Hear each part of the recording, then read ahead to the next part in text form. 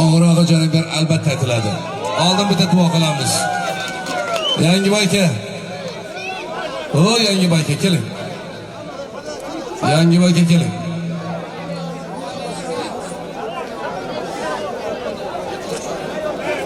Yangi aka keling. Ilohim.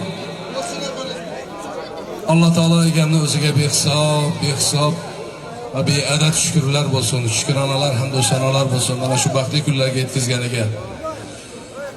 Allah Taala egam mana shunday baxtli kunlarni siz bizga berib qo'yganiga shukronalarimizning adovi yo'q albatta. Ilohim mana shu baxtli kunlarga hammani mana shu yerda o'tirgan, turgan, kelgan, kelolmagan hammani xonadonida faqat va faqat yaxshi kunlar bo'lsin. To'ylar bo'lsin, topgan tutgani faqat yaxshi kunlarga buyursin. Bugungi mana shu 4 tala yosh kelin-kuyov baxtli, saodatli bo'lib qo'shganlari bilan qo'sha qarishsin.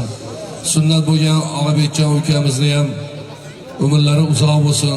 Uylantirgan to'ylarda ham shu o'zingiz boshchiligida Xudo xolasa hammamiz kelib yana quvonch mana shu oilani, sizni yaqinlaringizni, mana shu sulolani quvonchiga quvonch bilashib kelib o'tirishlikni Alloh taolo hammalarimizga ro'zi muyassar qilgan bo'lsin. Amin. Allohu akbar. Qo'ng'iroq jarangda karvon endi bizniki, o'ynar kuling do'stlarim, davron endi bizniki. Qo'ng'iroq jarangda karvon endi bizniki, o'ynar kuling do'stlarim, davron endi bizniki.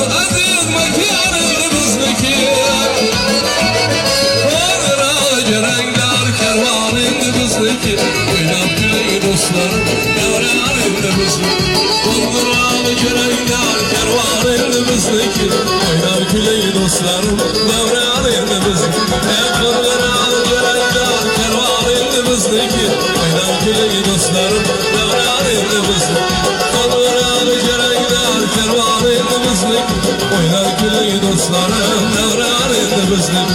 Yayran kuling do'stlarim, davron endi bizni.